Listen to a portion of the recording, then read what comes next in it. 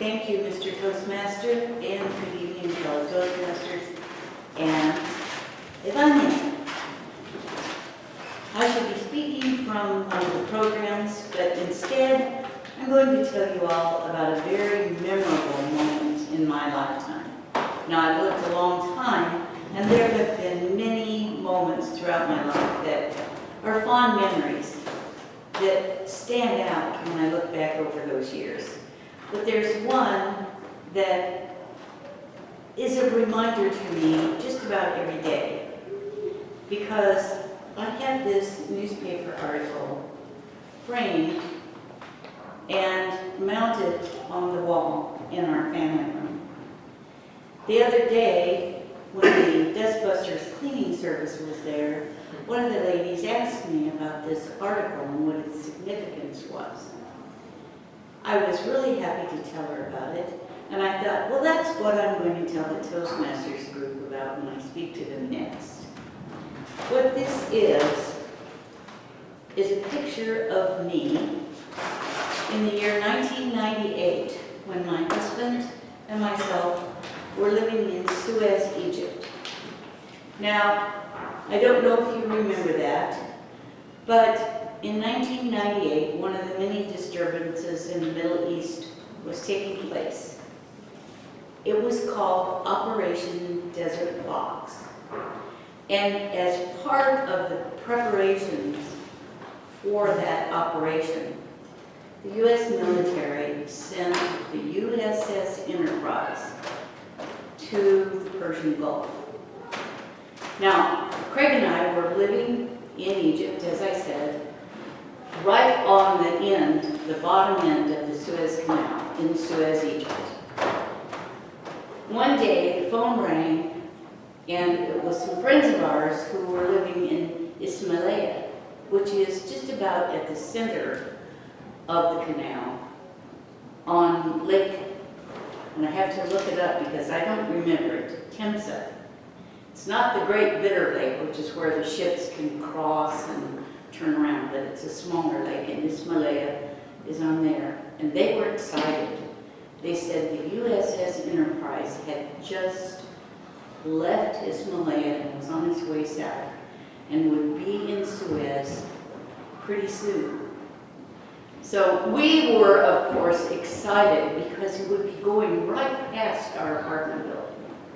So we ran around, Craig got his camera, his binoculars, and I went over and I pulled out an American flag. So we went up onto the roof of the apartment building, and off in the distance, we could see the ship coming. Now, when you are looking at ships passing through the Suez Canal, I know you've heard camels called the ship of the desert. Well, when actual ships are coming through the Suez Canal, they look like they're sailing on the desert because the sides of the canal were built up. So you can't see the water. What you can see is you can see the ship gradually proceeding across what looks like the sea. So we could see it coming. And Craig must have taken a billion pictures of it as it got closer and closer. When it was just about even with our apartment building, I unfurled the flag and I was madly waving it. Well, they were some distance away, and we hoped that they could see that flag waving, but we weren't sure. As it got past our building, Craig said, you know, I think it's moving slow enough. If we got in a car, we could drive right down to the very end and take pictures from closer up because the ship will have to come closer to the banks of the canal. So that's what we did. I grabbed the flag again, and we ran down, got in the car, and drove down to the end of the canal. While Craig was getting his camera ready, I jumped up on the seawall because, well, I'm short, you know. And I figured if I stood behind the seawall, all they were going to see from the ship was just this disembodied flag. So I'm standing there holding the flag, waving it. Craig's taking his pictures, and another car pulled up, and another photographer and what looked like a local got out, and they were taking pictures. He was the photographer was also taking pictures of the ship. As the ship gradually eased closer, and I was holding the flag, we could hear this noise suffusing the air. At first, all I could hear was, I'm like, what are they saying? What? What are they saying?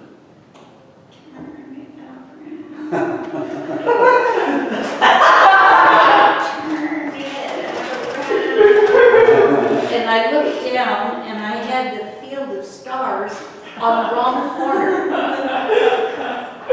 So I whipped the flag around to the correct position. And suddenly this gigantic roar of cheers, and whistles, and shouts, and screams went up from the ship. The hair on the back of my neck stood up, and tears came into my eyes, because those servicemen that were on their way to an area of combat, potentially, at least unrest, were so excited to see that flag and to have it positioned properly. And it went on for I don't know how long. Eventually, the ship had eased past, and all of a sudden a whistle blew, and you could hear the CO saying, "All right, the show's over, everybody back to your posts." And that was it. But that is a memory that for me will never go away.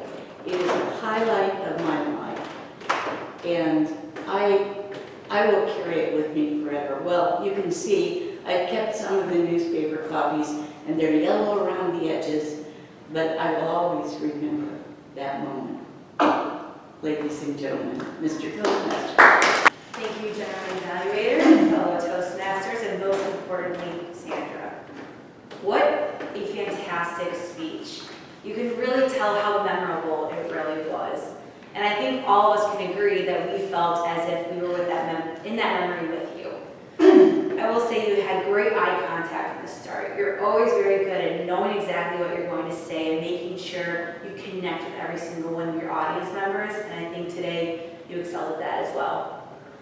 You also had a very good introduction. I thought we all were brought into that moment when you remembered this story. You're like, yeah, this is what I'm going to talk about, because when you were talking to that woman earlier at your house and she wanted to know about it, it seemed as if it brought back all those memories that you want to share with us, and I thought that was really cool.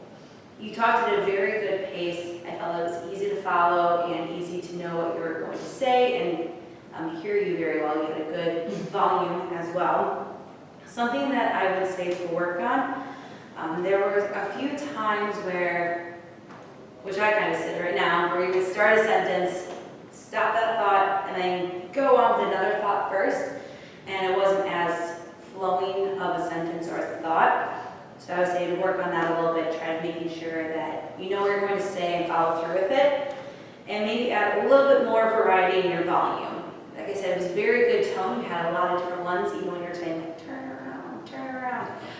I felt like I could hear that too from a very far distance, but maybe go quieter, turn around, or something like that, and really bring it back up until the very end. I would say to challenge yourself, try to use a little more hand motions. I know you used them when you were talking about waving the flag, but it'd be kind of cool to see a little bit more gestures as you were talking about each of those moments going on. And I think it would be also very neat as well if in the conclusion you brought it back to how you were telling the story earlier to that woman and how it just kind of connected it all back together. But overall, I thought your speech was amazing. I really enjoyed it. I'm sure we all did well. And having the picture too was really cool to see, and just being here to have that moment with you was very awesome. So great job tonight. I forgot to say that was an AP photographer. Oh, okay. It says your press, okay. It was Paul, he was